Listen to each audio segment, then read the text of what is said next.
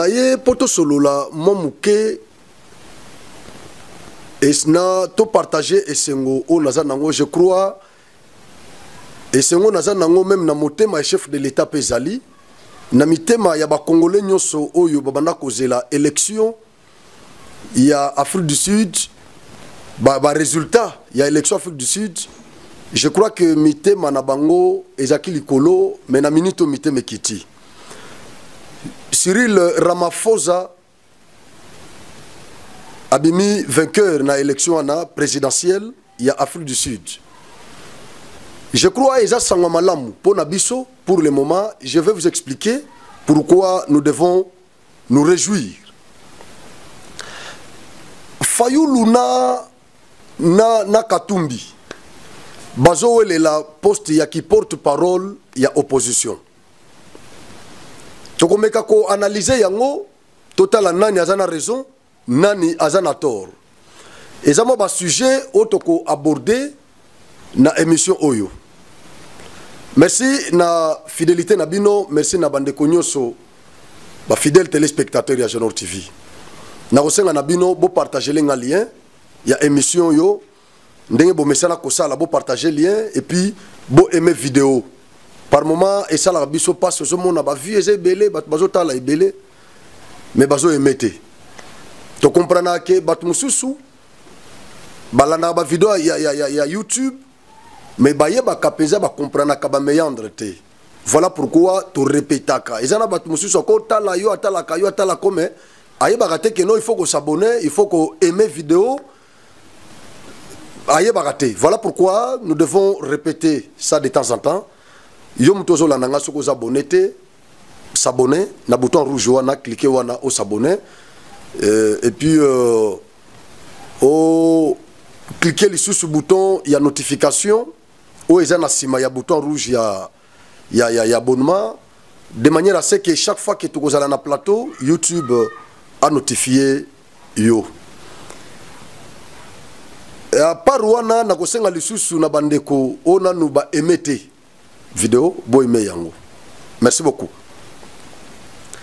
Ndena otukoloba na introduction mitema na biso ezalaki likolo surtout net ngai nazalaka muke naza na internet muke nazolanda résultat ya élection présidentielle ya Pretoria. Cyril Ramaphosa na élection yo azaki na risque ya ko perdre. Parce que d'abord na niveau ya parlement na bango a perdu déjà majorité. Mitema na biso ezaki likolo. Pourquoi mitema ezaki likolo ou pourquoi to bano compter na Cyril Ramaphosa? Parce que na bitumba nyonso malgré force to kozala nango mais à un certain moment soutien ya ba allié et sunga kapé. Ba pays nyonso ya monde o ba connaîtra bagueur. Ce qui bolandi histoire na bango, vous allez comprendre que bazaki na besoin ya soutien ya balié. Parce que yomoko oko kene na bitumba pe olonga te. Il faut balié bazala balié o baza crédible. Oya comme maman lar, oya comme maman minduki, oya kotina mo ba soda, oya koyena mo formation ba soda. Babiloko ndenge wana nyonso na baza balié.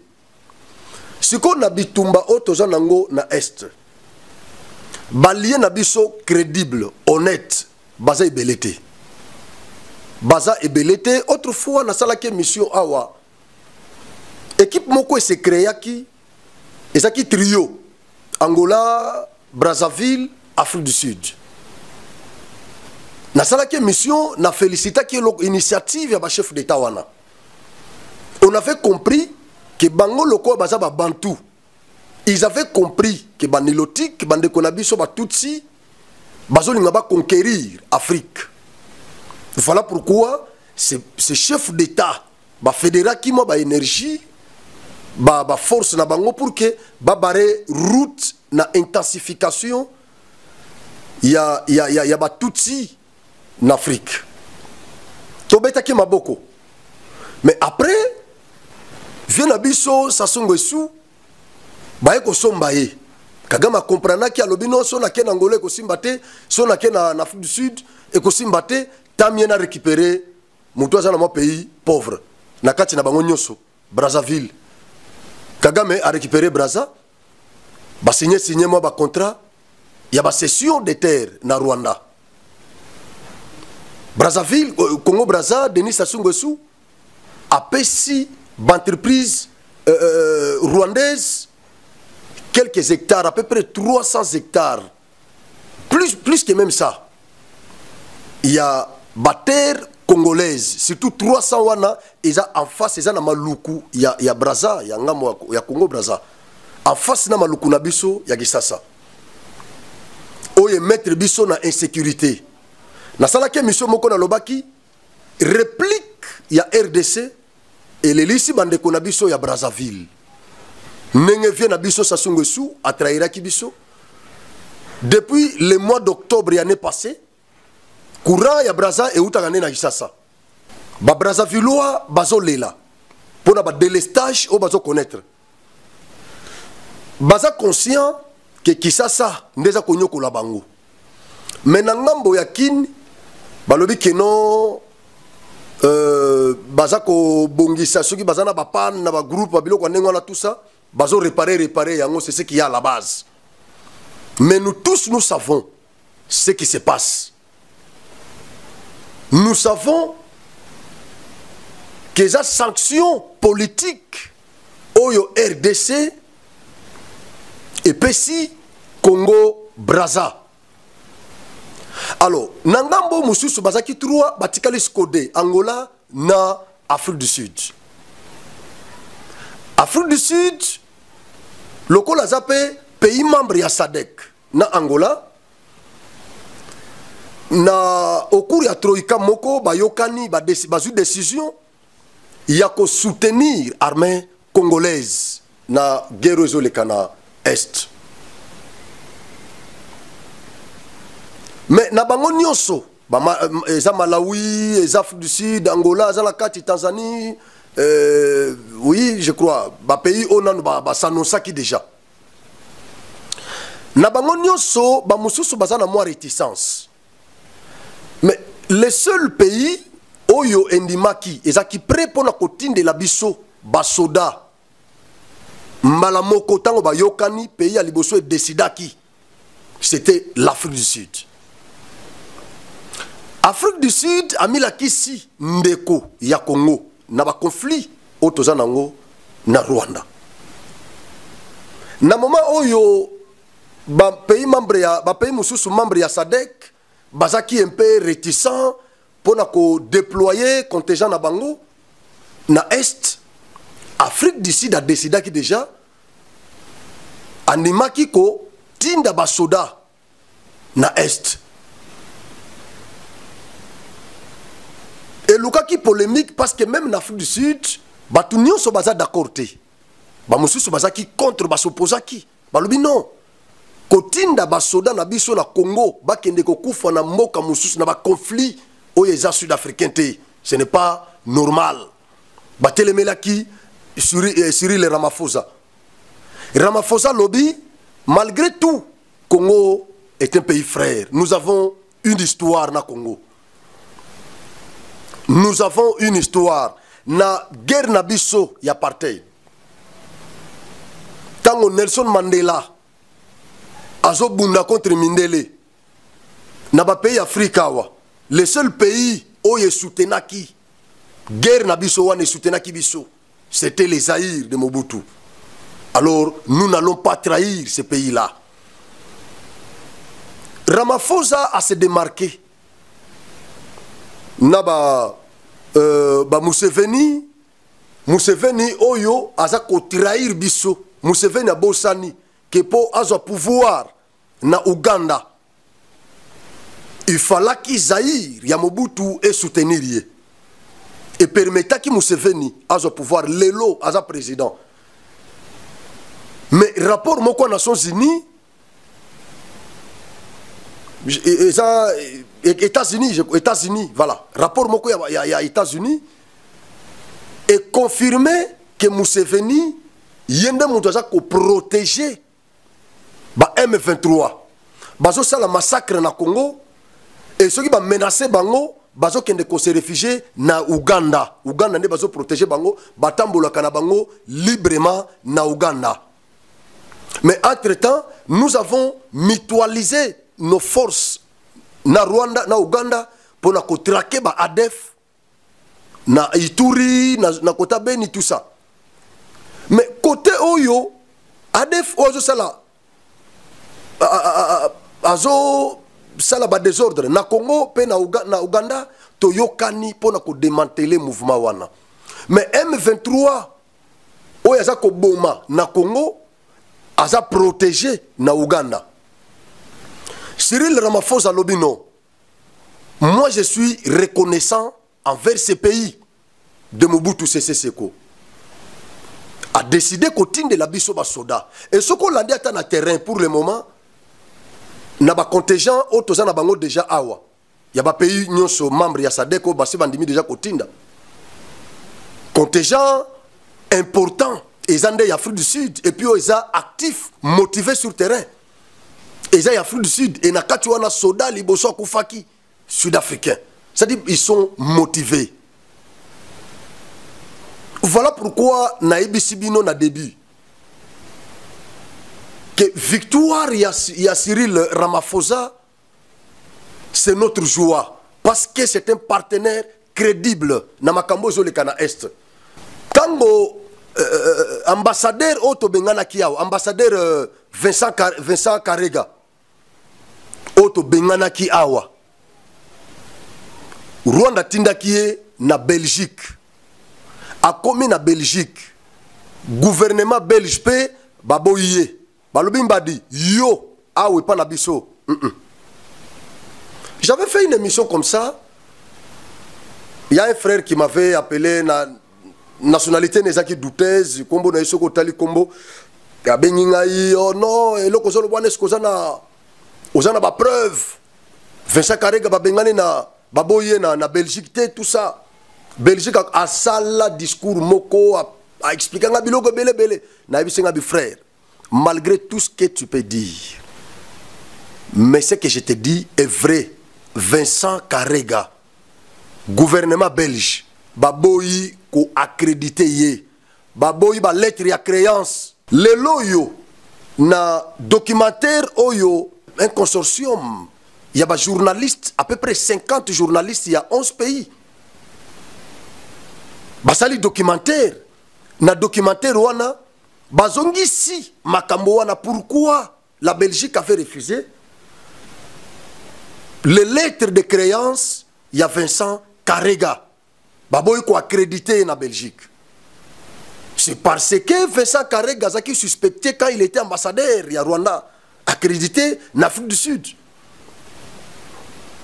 Ba Rwandais, ba opposants, o bakimaki répression ya Kagame o bazaki en Afrique du Sud, bazaki massacré. Étant au service d'intelligence sud-africain, balandeli, ils ont découvert que c'était l'ambassadeur rwandais qui était accrédité en Afrique du Sud ces années-là. C'est lui qui était à la base de ces massacres-là des opposants rwandais. Nakati on appelle un sujet belge. À Koufouaka parce qu'il s'était impliqué. Nakati ya Makama Rwanda. Abando sa la banquette. Alors, il était aussi victime. C'est comme ça que Afrique du Sud, je crois que c'est en 2015, si j'ai une bonne mémoire. Neba Bengana Vincent Karega en Afrique du Sud. Tant que Bengani ye, Azongi Rwanda, Bapese ministère Mogo Kuna, Vandi Kunati, tout ça. Après, Neba Eko Tindaye, na Congo, Tango Félix a eu pouvoir. Na début, on a le quoi Félix a bandapé ko Fuente Kagame. Batindie na Congo, Toyambiye. Avant d'yawa, a commis comme ça la déclaration Moko Yamabe contre la RDC. Azo défendre Rwanda même tant qu'on va prévenir mon anapensa que Awa Rwanda a impliqué. Mais lui défendait les Rwandais. C'était normal parce qu'il n'était pas notre ambassadeur. Il était ambassadeur rwandais. Mais na nyonso yo Vincent Karega loba awa na Congo nyonso a salaka La seule déclaration, il y a Vincent Karega, oyo ngai na sepelaka nango ti lelo, oyo ngai na betele maboko. Et qu'on rattrape Rwanda lelo, tout ça, qu'on évoque un discours na biso chaque jour. Et j'attends Vincent Karega à confirmer que ba FDLR, mouvement wana, ils ont déjà démantelé na Congo. Vincent Karega a confirmé que sous Joseph Kabila, ba corps moko isinyamaki, il y a rapatriement, il y a FDLR, bazonga na Rwanda. Bazonga ka, musu batikala, musu Vincent Karega lobi, basi ba nuni, bakoli déjà, baza suna makasi penzate. Il y a ko présenter ça la menace na Congo, baza na Rwanda, baza les sous na makaste, ils ne représentent absolument rien pour le moment parce qu'ils sont déjà affaiblis. Ça c'est Vincent Karega. Mais parmi les alibis évoqués par leur président, il y a agression na bango na Congo, babimisi élément babi Congo azako soutenir FDLR. Oyo Vincent Karega à l'Obaka en son temps que FDLR existe à le susciter et ça a déjà démantelé. Ambassadeur Rwanda na Belgique babengani raison zanini abomisa ba Rwandais azaki en complicité na gouvernement rwandais, c'est un mercenaire ya Kagame atinda ki na Belgique na projet mokoboy. Il fallait qu'il kenda kangela biso kuna parce que Belgique bangone ba coloniser biso nyoso na ba Rwandais. Donc il fallait tinda pion naye stratégique na Belgique azala kuna pour ambriaka politique na biso, diplomatie na biso na ba Belge. C'était ça la raison.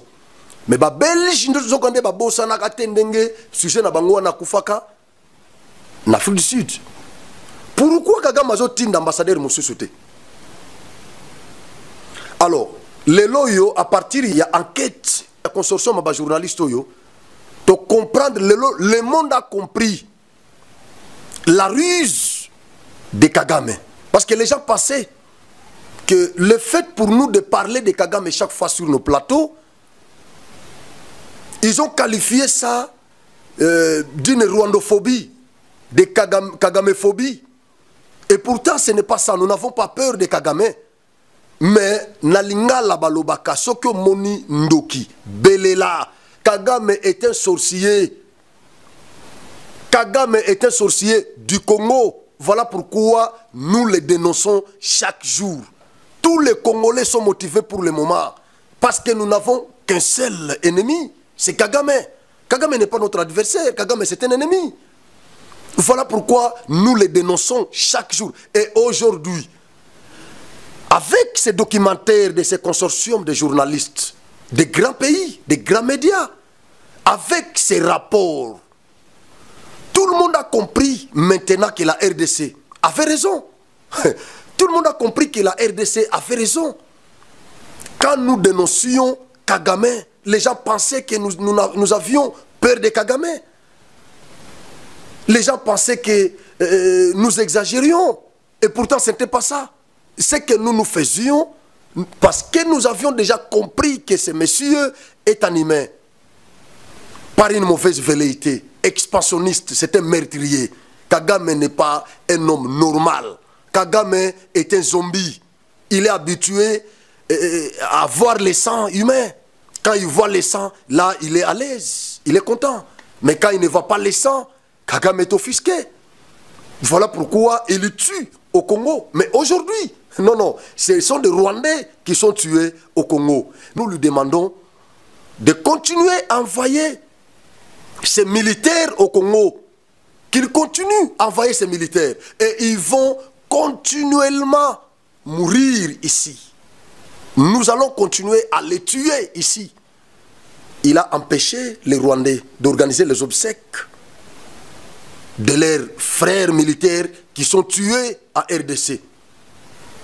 Qu'il continue à les envoyer. Nous n'avons pas de problème. Nous sommes assortis. Notre armée est assortie des armes sophistiquées. Oui, nous en avons. Nous en avons. Alors nous sommes très contents de la victoire de Cyril Ramaphosa. Ouais, parce que l'Afrique du Sud, pour le moment, est un partenaire potentiel et crédible pour la RDC dans ce qui se passe dans l'est de notre pays.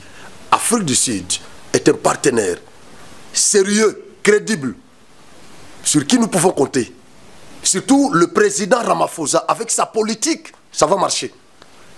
Kagame est à la fin de sa carrière politique. Il est à la fin. Il est à la fin de sa carrière politique. Merci beaucoup. Alors, nous allons conclure si Koyona Makambo ya Fayulu na Katumbi. Ensemble pour les changements. Ensemble pour la République, il y a Katumbi. Bas une initiative beaucoup ya bien, il y a qu'au structurer opposition. Parce qu'ils ont une loi. Hein, une loi qui régit l'opposition. Alors, selon cette loi, l'opposition doit avoir un porte-parole, un interlocuteur direct du gouvernement. C'est prévu dans cette loi régissant l'opposition.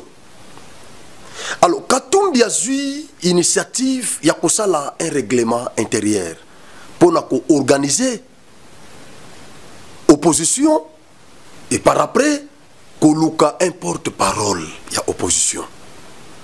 C'est comme ça qu'il a adressé une correspondance à l'ECD, les partis chers, au président Martin Fayulu.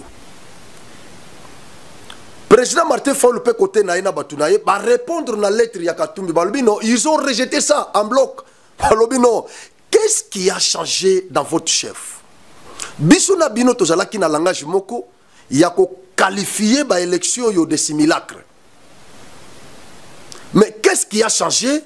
Le Lopobon Dimake, par élection est vrai, et puis tout s'est constitué opposition contre Tshisekedi. Après tout, Luka, un porte-parole. C'est que là, nous avons accepté de légaliser son pouvoir. Ça, c'est selon Fayulu. Alors, biso tozana logique, il y a qu'on continue à s'opposer d'abord à l'élection, il y a qu'on continue à senga annulation, il y a processus nyosoana.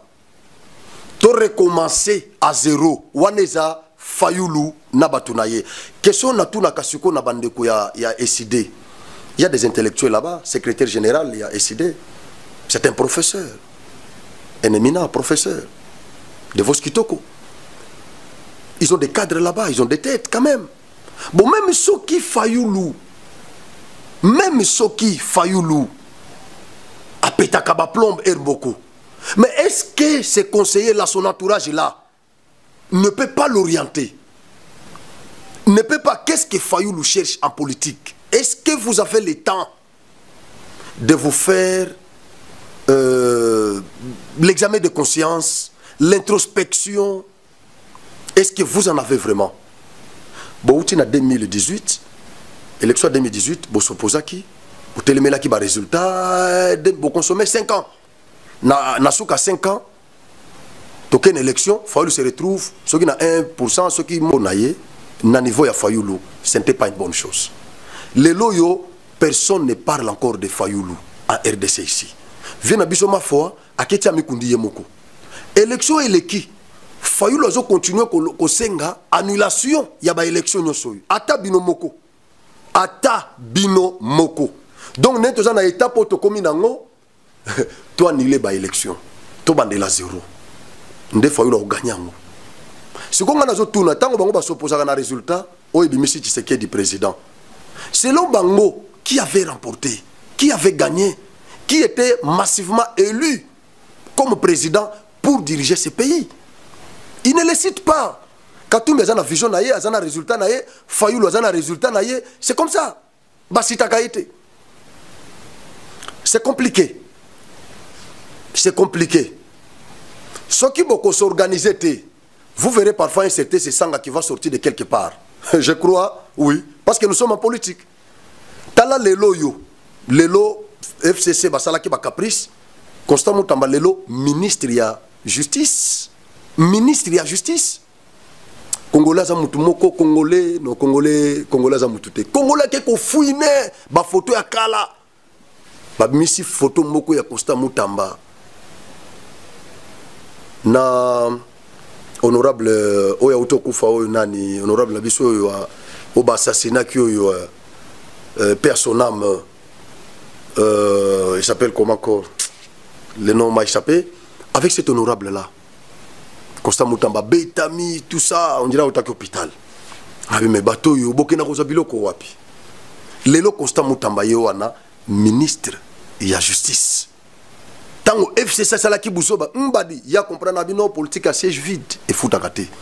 Mbalamoko, à côté, na structure nae, bakoti na bureau à Seni. Bakoti na bureau à Seni. Lelo yo élu député nommé ministre de la justice. Politique à siège vide de Foutakate. Martin Fayoulou, politique à siège vide de Foutakate. Lelo a mis retrouvé dans l'Assemblée nationale à ta député mon côté. Dans l'Assemblée provinciale à ta député mon côté. Yebisanga Sukoy, au la politique nénine pendant 5 ans.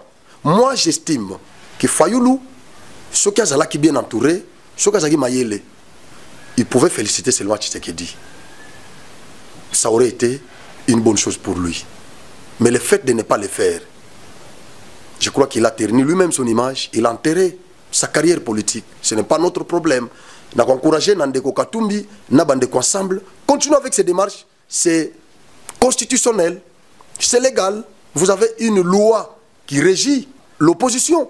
Continuez avec ça, continuez. Trouvez-vous un porte-parole, ce que vous avez Christian Mondosimba, ce que vous avez Katumbi, ce que vous avez Nani. Il n'y a pas de problème. Mais Soki Bosakani, un certain Sesanga va sortir. Ouais, ouais. Je le soutiens, ceux qui Sesanga Gosalango, na soutenir parce que Aza Moutou Mayele, Moutou Salaka. Merci beaucoup. Tokuta na deuxième numéro.